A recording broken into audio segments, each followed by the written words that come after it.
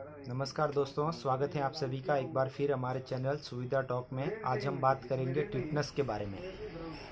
Tetanus क्या है उसका वैक्सीनेशन प्रोसेस क्या है, उसके बारे में आज हम विस्तार से चर्चा करेंगे। सबसे पहले बात करते हैं टिटनस। टिटनस एक बीमारी है जो कि क्लोस्ट्रीडियम टिटेनी नामक बैक्टीरिया के कारण फैलता है। क्लोस्ट्रीडियम टिटेनी नाम का बैक्टीरिया जो कि मिट्टी में अपना स्पोर छोड़ता है, जो कि लंबे समय तक मिट्टी में रह सकता है। जब भी कोई चोट वगैरह लगती है, हमारे शरीर में घाव बनता है, तो पत्थर या लोहे के ऊपर जो क्लोस्ट्रीडियम टिटेनी नामक जो वायरस होता है वो घाव और ब्लड के जरिए हमारे शरीर में प्रवेश कर जाता है, जिससे हमें ये बीमारी होती है। अब बात करते हैं इसका वैक्सीनेशन प्रोसेस क्या है।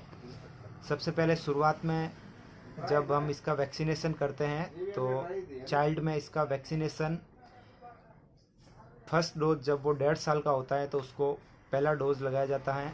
उसके 1 साल बाद जब वो 2.5 साल का होता है तो उसको दूसरा डोज लगाया जाता है। उसके 1 साल बाद जब वो 3.5 साल का होता है तो उसको तीसरा डोज लगाया जाता है। ये तीनों डोज नॉर्मल वैक्सीनेशन जो कि मस्कुलर मसल्स में लगती हैं उसके थ्रू लगाए जाते हैं। उसके 1.5 साल या 2 साल बाद में एक और वैक्सीन लगाई जाती है जिसको हम बूस्टर डोज भी बोल सकते हैं। वो जब बच्चा 7 साल के आसपास होता है तो उसको वो बूस्टर डोज लगाई जाती है। बूस्टर डोज के साथ में उसको एक और इम्यूनोग्लोबिन नाम का एक वैक्सीन और लगाया जाता है जो कि एंटीबॉडीज़ की मेमोरी सेल्स को बढ़ाता है, जो कि लंबे समय तक इससे बैक्टीरिया से हमारे शरीर की रक्षा करता है। और अगर किसी ने टिटनस का पूरा सही से वैक्सीनेशन करवाया है तो उसको जब भी चोट लगती है तब उसको टिटनस का इंजेक्शन लगाने की ज़रूरत नहीं रहती है। आजकल सब में एक बहुत ही कॉमन फॉल्ट है कि जब भी किसी को चोट लगती है तो वो टिटनस का इंजेक्शन लगा लेते हैं, जो कि एक सही नहीं है।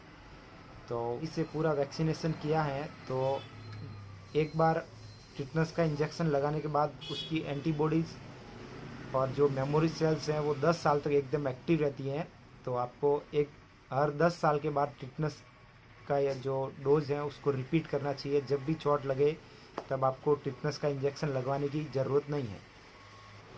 और अगर आपको कोई चोट लगी है और आपको टिटनस का इंजेक्शन लगा हुए 5 से 10 साल के बीच में हुआ है तो आप एक बार ज़रूर टिटनस का इंजेक्शन ले लें, क्योंकि उसका कोई ख़ास साइड इफ़ेक्ट नहीं है।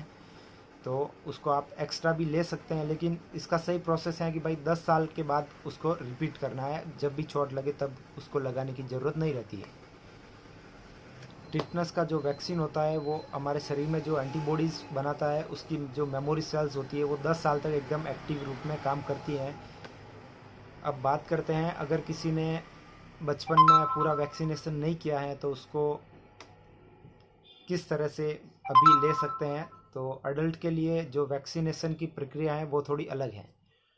अडल्ट के लिए जब आप को कोई चोट लगती है तो उसके टाइम आप फर्स्ट वैक्सीनेशन ले लो और उसके 1 महीने बाद एक और वैक्सीन का डोज ले लो और 6 महीने के बाद एक वैक्सीन का डोज और ले लो, जो कि टिटनस वैक्सीन अगर आपने बचपन में नहीं लगाए हैं तो बड़े होने के बाद ये उसका एक सही प्रोसेस है।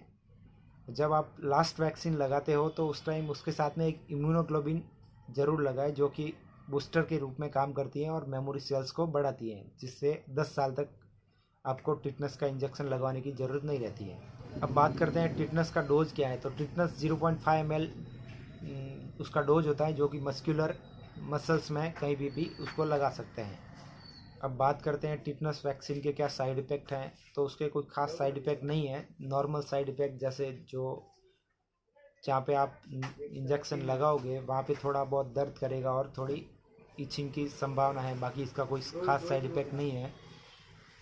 अगर आपको लगता है कि जब भी चोट लगे तो इंजेक्शन लगवाना है तो आपके ऊपर है, आप लगा भी सकते हो, लेकिन ज़रूरी नहीं। अगर आपने 10 साल या 5 साल के अंतराल में कभी आपको याद है टिटनस का इंजेक्शन लगाया है तो आपको वापस लगाने की ज़रूरत नहीं है। आज के लिए इतना ही।